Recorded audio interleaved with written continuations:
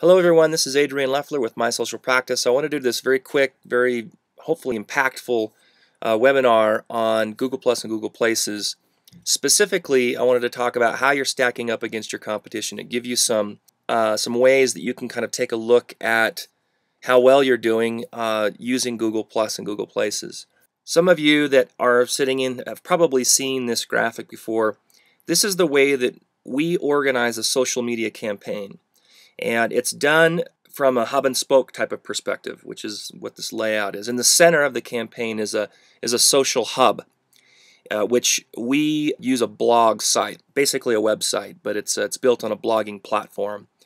And then we program that to speak to all of your social media accounts, which we call outposts, because those are the places where you begin interacting with patients or potential patients.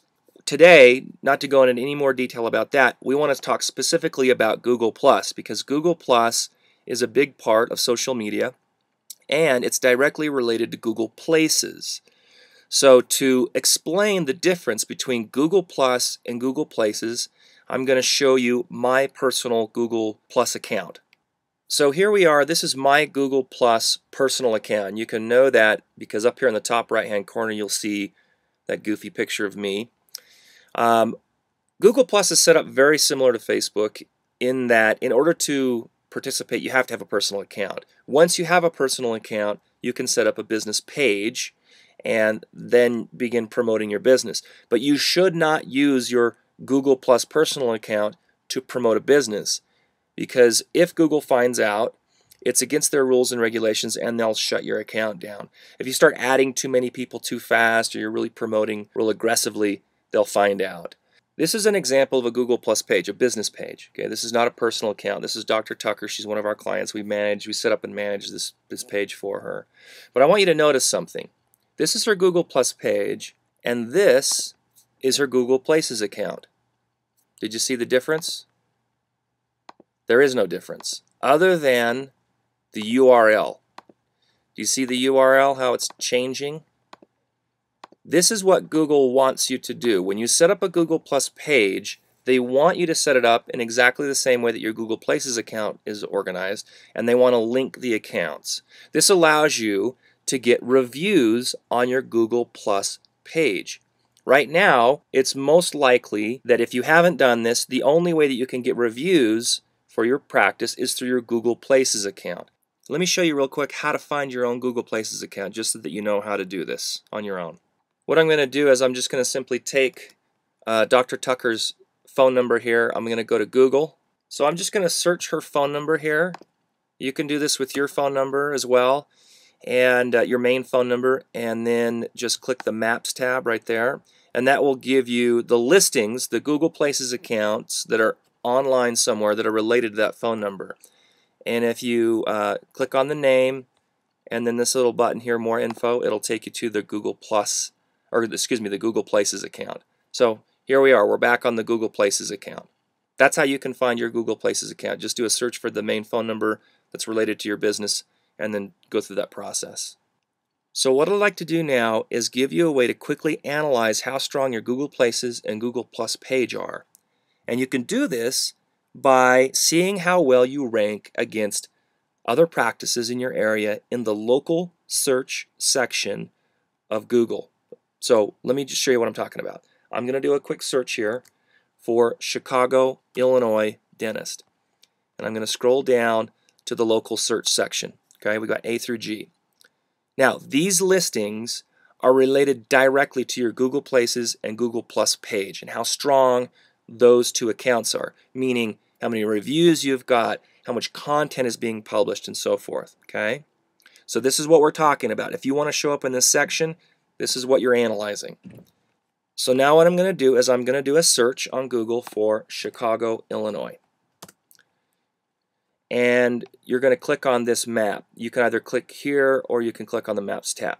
That brings you to a map. Okay. Now this pin, the A pin here, is indicating what Google considers to be the center point of Chicago, Illinois. Now the reason that I'm showing you this is because the location of your office in respect to the geographical phrase that's being searched has a lot of relevance, and it has a lot to do with how well you'll show up.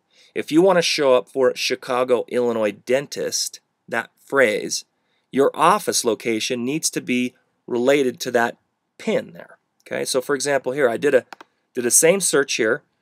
Notice that these are the same map, right? One's just Chicago, Illinois dentist, and the other is Chicago, Illinois. Okay, you'll want to do this same thing. Pull up a map, search city or town or wherever you're at, find the pin, and then pull up another window and search that same phrase, Chicago, Illinois, and then a keyword like dentist or orthodontist or dental office or whatever dentistry, whatever you want to look up. You're basically trying to see who's showing up for those keywords and where they're located. Now, here's what we want to look at. If this is the center of Chicago, Illinois, and these are the dentists that are showing up on the front page of Google, okay? The ones that are showing up on the front page of Google are A, B, C, D, E, F, and G. There's 7 listings.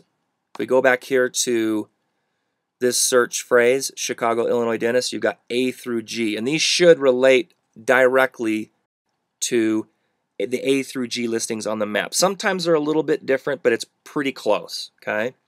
So it's a good marker. Let's assume that you're this practice. I'm sorry to use you as an example, Chicago Cosmetic Dental, but I'm going to use you. Chicago Cosmetic Dental, if you notice, is like, they're like 200 feet from what Google considers to be the center of Chicago. But unfortunately, they're not on the front page of Google. But this guy, dental salon, that's probably 3 miles away, is on the front page of Google. So when a patient or potential patient searches this phrase, Chicago, Illinois dentist, dental salon, is showing up on the front page, and not this doctor who's 200 feet from the center of Chicago. The reason that this is so important, you have to understand that relationship between what Google considers to be the center of Chicago and the actual practice location has a huge amount of relevance. It's a big, big part of the algorithm. That's why they call it local search. It's a local result.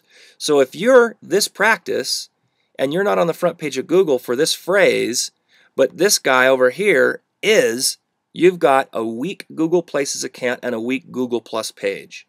So hopefully that's helpful. You should basically follow the same format that I've done.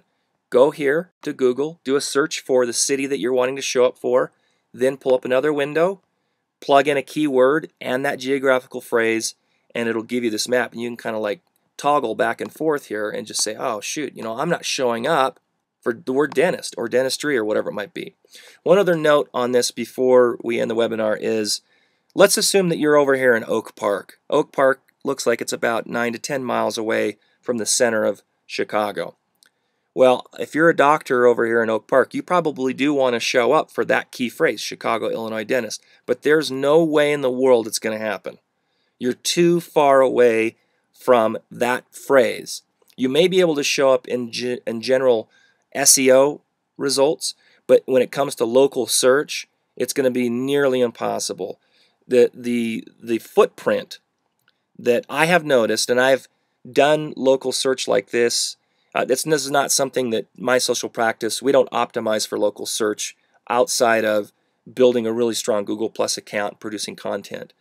But I used to do this for years, and my experience has always been that if you're in a fairly populated area like Chicago or an urban area like that, you've got about a 2 to 5 mile footprint.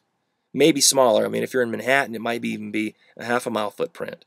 You're just not going to be able to show up too far out because there's just too much competition, and Google's algorithm will adjust for that. So if you are in Oak Park, try and rank for the word Oak Park, not necessarily Chicago, Illinois dentist. The other issue is that I have found that, with most dentists, 95% of their patients come within a 5 mile radius anyway. So why not try and rank in the most prevalent and relatable area, which is right around your practice? For everybody who's on the webinar today, I would be happy to consult and spend some time with you on the phone about your current social media presence online. We provide an amazing social media solution. Google Plus is one piece of the solution, kind of like when I showed you this graphic here. It's just one piece of it. It does have an effect on how well you rank in local search. There's a lot more to social media that will help find patients and build just an amazing online presence and brand for your practice. So please, if you would like to have me give you a call, it'll be myself or Seth Daly. Just fill out this form online or give us a call at this number, and we would be happy to spend some time with you and hopefully answer some of those difficult questions that you might have run into in the past. I appreciate your time, and I hope to talk to you soon.